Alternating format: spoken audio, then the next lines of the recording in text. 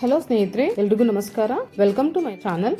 ನಾನ್ ರಮಾ. ಇವತ್ತು ನಿಮ್ಗೊಂದು simple and tasty ಆಗಿರುವಂತಹ ಬ್ರೇಕ್ಫಾಸ್ಟ್ ನ ಮಾಡಿ ತೋರಿಸ್ತಾ ಇದೀನಿ. ತುಂಬಾ ಈಸಿ ಅಂಡ್ ಬೇಗ ಆಗುತ್ತೆ. ಬನ್ನಿ ಹೇಗ್ ಮಾಡೋದು ಅಂತ ನೋಡ್ಕೊಂಡು ಬರೋಣ. ಇದಕ್ಕೆ ನಾನು ಒಂದು ಕಪ್ ಅಷ್ಟು ಮೀಡಿಯಂ ರವೆನ ತಗೊಂಡಿದ್ದೀನಿ. ಅದೇ ಕಪ್ ಅಲ್ಲಿ ಒಂದು ಅರ್ಧ ಕಪ್ ಅಷ್ಟು ಮೊಸರು, ಗಟ್ಟಿ ಮೊಸರನ್ನ ತಗೊಂಡಿದ್ದೀನಿ. ಸೊ ಅದೇ ಬೌಲ್ಗೆ ಸ್ವಲ್ಪ ನೀರನ್ನ ಹಾಕೊಂಡು ಈಗ ನಾವು ರವೆ ಮತ್ತೆ ಮೊಸರು ಎರಡನ್ನು ಚೆನ್ನಾಗಿ ನುಣ್ಣಗೆ ರುಬ್ಕೊಂಡ್ಬಿಡೋಣ. ಫೈನ್ ಪೇಸ್ಟ್ ಆಗ್ಲಿ ಸ್ವಲ್ಪ. ಅದು ಚೆನ್ನಾಗಿ ಇದನ್ನ ರುಬ್ಬಿದ್ಮೇಲೆ ನೋಡಿ, ಈ ಅದಕ್ಕಿದ್ರೆ ಸಾಕು. ಈ ತಿಂಡಿ ತುಂಬಾ ಟೇಸ್ಟಿ ಆಗಿರುತ್ತೆ.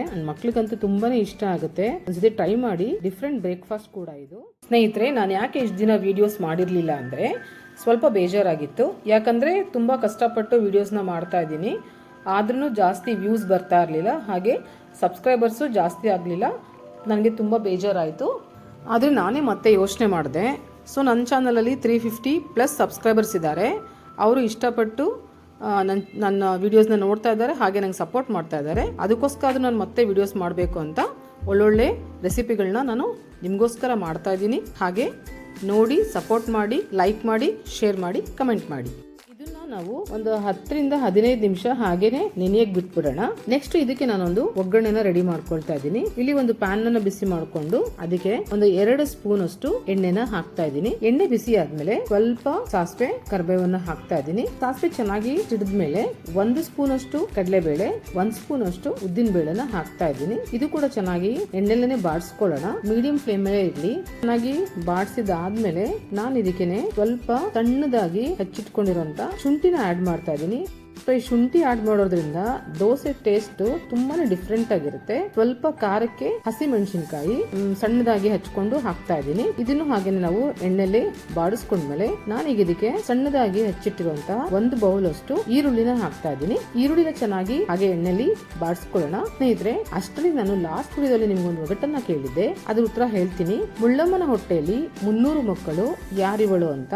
ಅದು ಹಲಸಿನ ಹಣ್ಣು. ನೋಡಿ, ಇದು ಸ್ವಲ್ಪ ಹೊಂಬಣ್ಣ ಬರೋವರೆಗೂ ನಾವು ಹೀಗೇನೆ ಬಾಡಿಸ್ಕೋಬೇಕು. ಕೊನೆಯದಾಗಿ ಇದಕ್ಕೆ ಸ್ವಲ್ಪ ಕೊತ್ತಂಬರಿ ಸೊಪ್ಪನ್ನ ಸಣ್ಣದಾಗಿ ಹಚ್ಚಿ ಸೇರಿಸ್ತಾ ಇದೀನಿ. ಸೊ ಈಗ ಇದು ಒಗ್ಗರಣೆ ರೆಡಿ ಆಯ್ತು. ಈ ಒಗ್ಗರಣೆನ ನಾವು ನೆನ್ಸಿಟ್ಕೊಂಡಿದ್ವಲ್ಲ, ಆ ರವೆ ಮತ್ತೆ ಮೊಸರುದು ಮಿಕ್ಸಿ ಮಾಡಿದ್ವಲ್ಲ, ಅದಕ್ಕೆ ನಾವೀಗ ಇದನ್ನ ಸೇರಿಸ್ಕೊಂಡ್ಬಿಡೋಣ. ನೋಡಿ, ಇದು ಚೆನ್ನಾಗಿ ನೆಂದಿದೆ. ನೋಡಿ, ಇಷ್ಟು ಫೈನ್ ಪೇಸ್ಟ್ ಆಗಿರ್ಬೇಕು. ಈಗ ಇದನ್ನ ಮಿಕ್ಸ್ ಮಾಡೋಣ. ಅದಕ್ಕೆ ಇದು ಚೆನ್ನಾಗಿ ಮಿಕ್ಸ್ ಆದ್ಮೇಲೆ ರುಚಿಗೆ ತಕ್ಕಷ್ಟು ಉಪ್ಪನ್ನ ಆಡ್ ಮಾಡ್ತಾ ಇದ್ದೀನಿ. ಸೊ ನೀವು ಇಲ್ಲಿ ಬೇಕಾದ್ರೆ ಸ್ವಲ್ಪ ಸೋಡಾ ಕೂಡ, ಅಡುಗೆ ಸೋಡಾ ಕೂಡ ಹಾಕ್ಬೋದು. ಇಲ್ಲಿ ನಾನು ಅಡುಗೆ ಸೋಡಾ ಹಾಕ್ತಾ ಇಲ್ಲ. ಸೊ ಬೇಕಾದ್ರೆ ಸ್ವಲ್ಪ ನೀವು ಅದನ್ನು ಹಾಕ್ಬೋದು. ಈಗ ಹೆಂಚನ್ನ ಬಿಸಿ ಮಾಡ್ಕೊಂಡು ದೋಸೆನ ಹಾಕೊಂಡು ಬನ್ನಿ. ಈ ತರ ನಿಧಾನಕ್ಕೆ.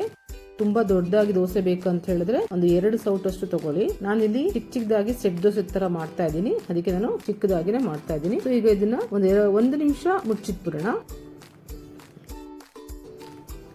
ಎಂದಿದೆ. ಈಗ ನಾವು ಇದನ್ನ ಇನ್ನೊಂದು ಸೈಡು ಹಾಗೇನೆ ಬೇಯಿಸ್ಕೊಂಡ್ಬಿಡೋಣ. ಚೆನ್ನಾಗಿ ಬಿಡ್ತಾ ಇದೆ. ಎಸ್, ನೋಡ್ರಲ್ಲ ಎಷ್ಟು ಈಸಿ ಅಲ್ವಾ ಈ ತಿಂಡಿ ಮಾಡೋದು. ಖಂಡಿತ ನೀವು ಟ್ರೈ ಮಾಡಿ. ನಿಮಗೂ, ಮಕ್ಕಳಿಗೂ, ದೊಡ್ಡವ್ರಿಗೆ ಎಲ್ರಿಗೂ ಇಷ್ಟ ಆಗುತ್ತೆ. ಚೆನ್ನಾಗಿ ಬೇಯಿಸ್ಕೊಳ್ಳೋಣ. ಇವತ್ತಿನ ವಿಡಿಯೋದಲ್ಲಿ ಈ ಒಗಟನ್ನ ಕೇಳ್ತಾ ಇದ್ದೀನಿ. ಕರಿ ಹೊಲದ ಮಧ್ಯೆ ಬಿಳಿ ದಾರ, ಏನಿದು?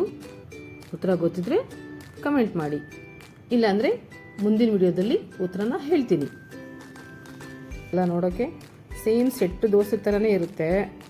ನೀವು ಒಂದ್ಸತಿ ಮಾಡಿ ನೋಡಿ, ನಿಮಗೆ ಗೊತ್ತಾಗುತ್ತೆ. ಅದು ನಾನು ಹೇಳಿದ್ರೆ ನಿಮ್ಗೆ ಅನಿಸುತ್ತೆ, ಓ ಸುಮ್ಮನೆ ಹೇಳ್ತಾ ಇದ್ದಾರೆ ಇವರು ಅಂತ. ಓಕೆನಾ? ಟ್ರೈ ಮಾಡ್ತೀರಲ್ವಾ? ಈಗ ಇದಕ್ಕೊಂದು ಚಟ್ನಿನ ರೆಡಿ ಮಾಡ್ಕೊಂಬಿಡೋಣ. ನಾನಿಲ್ಲಿ ಸ್ವಲ್ಪ ತೆಂಗಿನಕಾಯಿ, 2ರಿಂದ 3 ಒಣಮೆಣಸಿನಕಾಯಿ, ಕೊತ್ತಂಬರಿ ಸೊಪ್ಪು, ಹಾಗೆ ಸ್ವಲ್ಪ ಹುರ್ಗಡ್ಲೆಯನ್ನು ತೊಗೊಂಡಿದ್ದೀನಿ. ಇದಕ್ಕೆ ರುಚಿಗೆ ತಕ್ಕಷ್ಟು ಉಪ್ಪನ್ನು ಹಾಕ್ತಾ ಇದ್ದೀನಿ. ನಾನಿಲ್ಲಿ ಕಲ್ಲುಪ್ಪನ್ನು ಬಳಸ್ತಾ ಇದ್ದೀನಿ. ಸೊ ಇದನ್ನು ನಾವು ಸ್ವಲ್ಪ ನೀರನ್ನು ಆ್ಯಡ್ ಮಾಡಿಕೊಂಡು ಸ್ವಲ್ಪ ಮೀಡಿಯಮ್ ತರಿಯಾಗಿಯೇ ಇದನ್ನು ಚಟ್ನಿ ಥರ ರುಬ್ಕೊಂಬಿಡೋಣ. ಈ ಚಟ್ನಿ ಜೊತೆಗೆ ನೋಡಿ, ಆ ದೋಸೆ ಕಾಂಬಿನೇಷನ್ನು ತುಂಬ ಸೂಪರಾಗಿರುತ್ತೆ. ಒಂದ್ಸತಿ ನೀವು ಟ್ರೈ ಮಾಡಿ. ಹಾಗೆ ಹೇಗೆ ಬಂತು ಅಂತ ತಿಳಿಸಿ. ಕೊನೆಯದಾಗ ಒಂದು ಮಾತು, ಆಹಾರ ಸರಿ ಇದ್ರೆ ಯಾವುದೇ ಔಷಧಿನೂ ಬೇಕಿಲ್ಲ. ಆಹಾರ ಸರಿ ಇಲ್ಲ ಅಂದರೆ ಯಾವುದೇ ಔಷಧಿನೂ ಕೆಲಸ ಮಾಡಲ್ಲ. ಸೊ ಚೆನ್ನಾಗ್ತೀನಿ, ಖುಷಿಯಾಗಿರಿ. Thank you for watching.